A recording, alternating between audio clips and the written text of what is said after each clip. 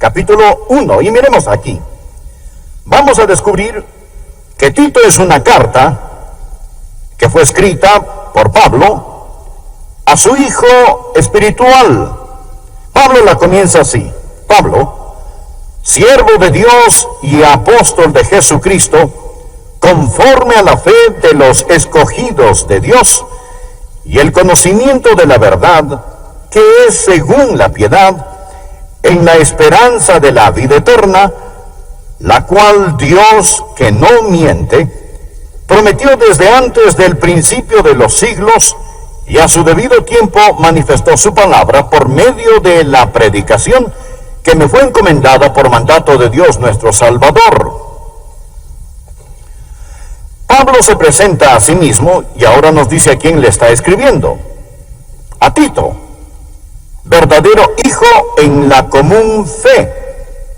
Gracia, misericordia y paz de Dios Padre y del Señor Jesucristo, nuestro Salvador.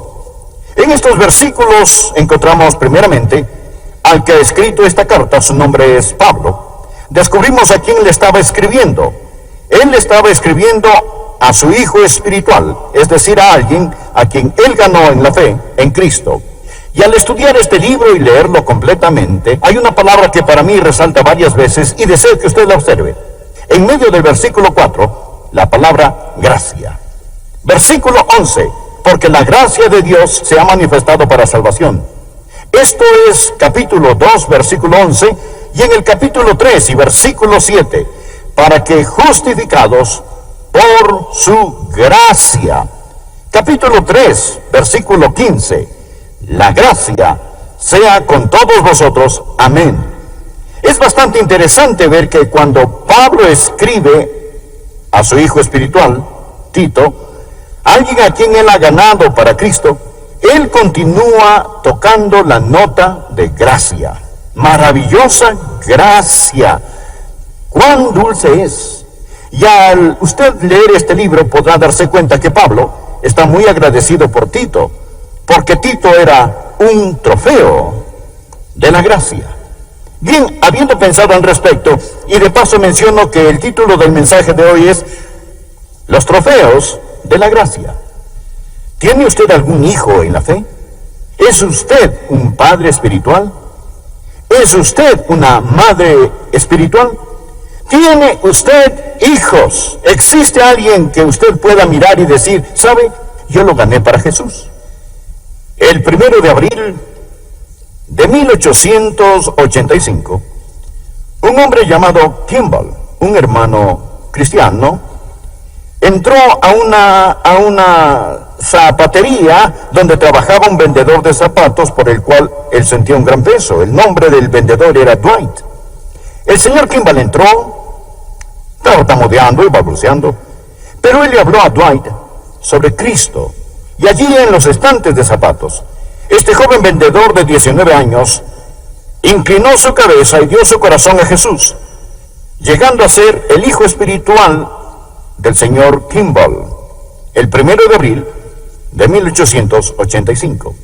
Este joven tenía un gran amor por las almas y vivía en Chicago, donde comenzó a reunir niños para llevarlos a la escuela dominical y hablarles de Cristo. Su nombre era Dwight L. Moody. Eventualmente llegó a ser el Billy Graham de su época. Se convirtió en un experto ganador de niños para Cristo en las escuelas dominicales en Chicago. Este iletrado e inculto vendedor de zapatos comenzó a predicar y a hacer grandes campañas. La unción y mano de Dios estaba sobre Dwight L. Moody. Miles se entregaron a Cristo por medio del ministerio de Dwight L. Moody. Él llegó a ser tan famoso que le pidieron que viniera a Inglaterra a predicar. Y Dwight L. Moody fue a Inglaterra y predicó en la iglesia de uno de los ministros ingleses más elocuentes y cultos eruditos británicos que habían sobre el continente. Y el nombre de este hombre era F.B. Meyer, Frederick Brotherton Meyer. Un nombre imponente y un pastor imponente. Y él pensó que sería bueno invitar a Dwight L. Moody, el vendedor, para que viniera y hablara a su congregación, pero Moody no había estado allí mucho tiempo antes de que Mayer sintiera que había cometido una equivocación, porque Dwight L. Moody era una persona como la que está aquí al frente, muy exuberante. Aparte que él asesinaba el inglés del rey. Ahora, él no decepcionó al rey, pero asesinaba el inglés británico del rey. De hecho, ellos decían que Moody era el único hombre que podía pronunciar Jerusalén en 2 sílabas. Y Moody predicó. Él predicó de Cristo. Mayer, este culto, este erudito, este ministro británico, estaba pensando, ¿cuándo va a terminar él? Y sentado solo se retorcía, esperando que Moody terminara. Finalmente terminó esta terrible situación para Mayer. Más tarde, Mayer se encontró con una dama y le dijo, ¿cómo ha sido su día? Era una de las trabajadoras en la iglesia, una de las maestras de esa iglesia. Ella le dijo, es glorioso, hermano Mayer.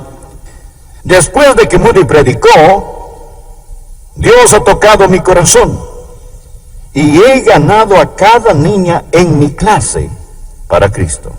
Porque Moody había hablado de tener una carga por las almas. Myers dijo algo. Él dijo, aprendí algo este día. Y él admitió, yo aprendí de Dwight L. Moody el idioma del alma. Y desde entonces mi vida cambió radicalmente por Moody. Mayer vino a los Estados Unidos a predicar. Y Mayer predicó en una universidad. Y había algunos estudiantes ministeriales. Y Mayer hablaba sobre la entrega total. Mayer les dijo a estos estudiantes, ustedes necesitan entregar todo a Jesucristo. Todo. Y agregó, si usted no puede hacerlo, si no está dispuesto a hacerlo, le dirá a Dios por lo menos, oh Dios, no estoy dispuesto, pero estoy dispuesto a ser hecho dispuesto. Es una propuesta muy buena. Señor, no sé si estoy dispuesto o no, pero estoy dispuesto a ser hecho dispuesto. Oh Dios, ayúdame. Comienza conmigo tal y como soy. Y había un estudiante allí que estaba a punto de renunciar. Su nombre era Wilbur Chapman. Y Wilbur Chapman dijo, oh Dios, este soy yo. No he estado dispuesto a darte todo, pero oh Dios, hoy estoy dispuesto a ser dispuesto. Comienza conmigo donde estoy y llévame donde necesito ir. Y Dios comenzó con Wilbur Chapman. Dios hizo algo en el corazón de Wilbur Chapman ese día y la gracia de Dios actuó en el corazón de Chapman, porque Dios es el que produce así el querer como el hacer por su buena voluntad. Y Dios hizo esto por Wilbur Chapman. Y Chapman llegó a ser un evangelista mundialmente famoso. Chapman necesitaba un ayudante. ¿Y sabe a quién encontró para que le ayudara? A un ex jugador profesional de béisbol. Uno cuyo fuerte era correr las bases, más o menos como lo fue Ty Cobb. Su nombre era William Sunday. Billy Sunday. Él vino a ayudarle a Chapman en su trabajo evangelístico. Y Sunday a veces se encargaba de la consejería, ayudaba a levantar y bajar la carpa. En ocasiones, cuando Chapman no podía estar allí, Billy Sunday predicaba. Finalmente Chapman dijo, yo ya estoy viejo y cansado, por ello voy a transferir este ministerio a ti, Billy Sunday. Y Billy Sunday tomó el ministerio de Wilbur Chapman.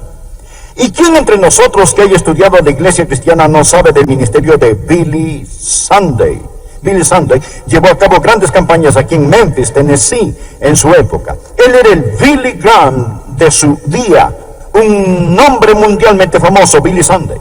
Él hacía toda clase de travesuras y cosas, pero la mano de Dios estaba sobre Billy Sunday. Billy Sunday vino a Charlotte, Carolina del Norte, en 1924, para una campaña de avivamiento. Hubo gran poder y Dios bajó sobre Charlotte, dándose un poderoso avivamiento en Charlotte, Carolina del Norte, en 1924. De esa campaña de Billy Sunday salió un grupo de hombres quienes se agruparon para continuar orando por Charlotte y lo llamaron el Grupo de Oración de Charlotte. Y este grupo de hombres que se reunían regularmente pedían esta oración. Ellos oraban, oh Dios, envía otro avivamiento a Charlotte, que no solamente toque a Charlotte, pero que impacte al mundo. En 1934, otro evangelista vino como resultado de ese grupo de oración. Su nombre era Mordecai Ham. Mordecai Ham también llevó campañas de avivamiento aquí en la ciudad de Memphis. Mas la poderosa unción de Dios estaba con Ham al predicar en 1934 en Charlotte. Allí estaba un joven quinceañero, campesino y delgaducho, con algunos de sus amigos. No le gustó estar sentado al frente, porque le pareció que el predicador le hablaba directamente a él. Entonces pensó que si podía cambiarse donde estaba el coro, no lo molestaría tanto. Así que este joven quinceañero campesino se escondió en el coro. Pero la gracia de Dios lo encontró. Su nombre, Billy Graham. Billy Graham se salvó en una campaña conducida por Mordecai Ham. Solo Dios conoce a los reyes, a los presidentes, a los magnates, a la gente común y corriente, a la gente en tierras lejanas y a la gente de este país y los millares y millares que han llegado a Cristo por medio del ministerio de Billy Graham. Billy Graham ha tocado personalmente mi vida y agradezco a Dios por la influencia que él ha tenido en mí. Esta es una historia asombrosa, pero si retrocede hasta su inicio, encontrará a un hombre llamado Kimball. La mayoría nunca hemos oído el nombre de Kimball. Colocando una mano temblorosa sobre el hombro de un muchachito, un jovencito llamado Moody, y trayendo a Moody a la fe en Cristo. Piense usted en la cantidad de tataranietos que Kimball tiene. Piense en ello. Usted nunca sabe lo que hace cuando usted trae un alma a Cristo. Usted nunca sabe el murmullo que tocará la costa de la eternidad cuando suelte a la piedra de la gracia en el corazón de alguien. Oh, amigo, tiene algunos trofeos de la gracia. Es usted un trofeo de la gracia. Pablo le dijo a Tito: tú eres mi hijo en la fe. ¿Por qué no le dice usted: Dios, este año, por tu gracia, traeré un alma a Jesucristo? Yo quiero tener un hijo en la fe. Yo quiero tener una hija en la fe. Bien, ¿qué es la gracia? La gracia es el favor inmerecido de Dios. Es la bondad que Dios muestra a alguien que no la merece y que nunca podrá ganársela. En nuestra iglesia decimos que la gracia son las riquezas de Dios a costa de Cristo. Permítame hablarle acerca de esta gracia. Déjeme decirle 3 puntos básicos sobre esta. Primero, existe el deleite de la gracia. Y el deleite de la gracia es la libertad. La gracia, maravillosa gracia, da libertad. Cautivos, a dar libertad. Si el Hijo os libertare, seréis verdaderamente libres. Ahora, ¿por qué da libertad? Bien, veamos qué es la gracia. Primero es esto: la gracia es soberana gracia. Mire el versículo 1. Pablo, siervo de Dios y apóstol de Jesucristo, conforme a la fe de los escogidos de Dios. Llamamos a esto la gracia soberana. Dios nos escogió, Él es el soberano Dios, y Dios nos ha elegido. Si usted es salvo, es porque Dios lo ha escogido. Dios lo amó, Dios lo buscó, y Dios lo compró a usted. Es la gracia soberana. Usted dirá: pastor, si es por la gracia soberana, quizá yo no pueda entrar. ¿Quiere usted entrar en ella? Bien, usted puede. No se preocupe por ello. Si quiere salvarse, usted puede. Amo el capítulo 6 de Juan. Es maravilloso. Juan capítulo 6. Escuche este versículo, el versículo 37. Jesús dijo: todo lo que el Padre me da vendrá a mí. Esta es la gracia soberana. Luego Jesús dijo: y al que a mí viene, no le echo fuera. ¿No es esto maravilloso? Lo que estoy tratando de decir es esto: que esta gracia, el deleite de la gracia, es la que trae libertad. Y permítame darle un versículo tomado de otro libro. Gálatas capítulo 5, versículo 1, escúchelo. Estad pues firmes en la libertad con que Cristo nos hizo libres, y no estéis otra vez sujetos al yugo de la esclavitud. El deleite de la gracia es la libertad. Ahora permítame decirle otro punto. La negación de la gracia es el legalismo. Cada vez que el diablo ve un trofeo de gracia, tratará de manchar ese trofeo. Y esta es la razón por la cual Pablo escribe aquí a Tito. Mire por favor en Tito 1 y busque los versículos 10 y 11. Capítulo 1, versículos 10 y 11. Porque hay aún muchos contumaces, habladores de vanidad y engañadores, mayormente de la circuncisión, a los cuales es preciso tapar la boca, que trastornan casas enteras, enseñando por ganancia deshonesta lo que no conviene, o ganancias mal habidas. ¿De qué está hablando aquí? Bien, le digo nuevamente que cuando el diablo ve a alguien celebrando la libertad, cuando el diablo ve a alguien disfrutando de la gracia, él se mete a desbaratar la fiesta. Y cuando el diablo ve un trofeo de la gracia, él se mete a robar o a manchar ese trofeo. Si usted no oye ninguna otra cosa, amigo, estoy hablando sobre la gracia admirable de Dios. Acérquese y escúcheme. 10,000 reglas no lo harán ni un poquito más como es Jesús. 10,000 reglas no lo harán ni un poquito más como es Jesús. Somos tan parecidos a los fariseos, la única diferencia es que solo cambiamos las reglas. Bien, el deleite de la gracia es la libertad. La negación de la gracia es el legalismo. Por último, quiero decir que la distorsión de la gracia es la licencia. Todo camino tiene dos zanjas, y al diablo no le importa en cuál lado del camino se estrelle. Él no quiere que permanezca sobre el camino de la gracia, como una persona luchando en arena movediza tratando de salir. Usted ha caído de la gracia.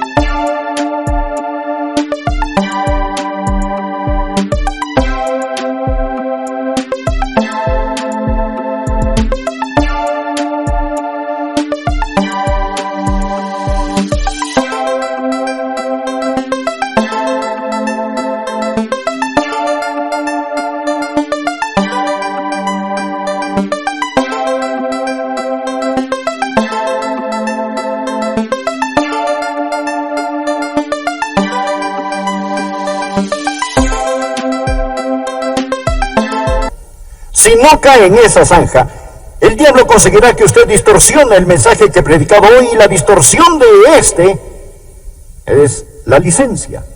¿Qué es la licencia? La licencia es la filosofía del que dice: estoy contento de haber escuchado lo que el predicador enseñó. Usted sabe, él dijo, somos salvos por gracia, no somos salvos por obras. Somos salvos simplemente por la bondad de Dios. Por ello tengo una licencia para pecar. Yo puedo vivir como me plazca, hacer lo que quiera, y voy para el cielo. Tengo mi pecado y el cielo también. Al diablo le gustaría alejarlo del deleite de la gracia, que es la libertad, y meterlo en la negación de la gracia, que es legalismo, o en la distorsión de la gracia, que es la licencia. Apunten en el margen Romanos 6, versículos 1 y 2. Pablo aquí en Romanos está hablando de la gracia de Dios. Y Pablo dice: ¿qué pues diremos? ¿Perseveraremos en el pecado para que la gracia abunde? Dios no quiera, porque los que hemos muerto al pecado, ¿cómo viviremos aún en él? Cuando me salvé, algo murió dentro de mí y le puedo contar una de las formas que yo sé que soy salvo. Tropiezo, sí. Fracaso, sí. Soy débil, sí. Pero en mi corazón morí al pecado. Yo llegué a vivir en el Señor Jesucristo por la gracia de Dios. Pero guardo la ley de Dios porque Jesucristo está en mi corazón. No lo hago con el fin de ser salvo, mas lo hago porque soy salvo. Un viejo indio que había vivido una vida malvada y cruel conoció a Cristo por un misionero. Este indio no había recibido mucha educación formal, teológica o de ningún otro tipo. Y alguien le pidió que describiera la gracia de Dios. ¿Y sabe usted lo que él hizo? Él tomó un montón de hojas, las puso juntas. Luego atrapó un gusano y puso el gusano en medio de un montón de hojas. Después tomó un fósforo y encendió los bordes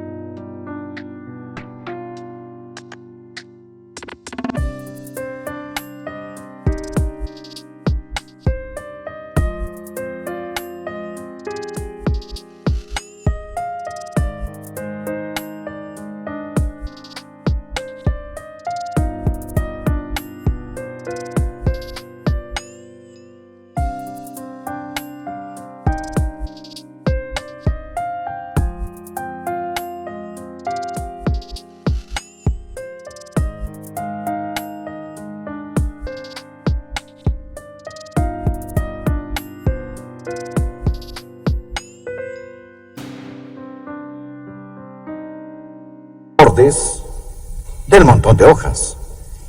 Y estas comenzaron a quemarse hacia donde estaba el gusano.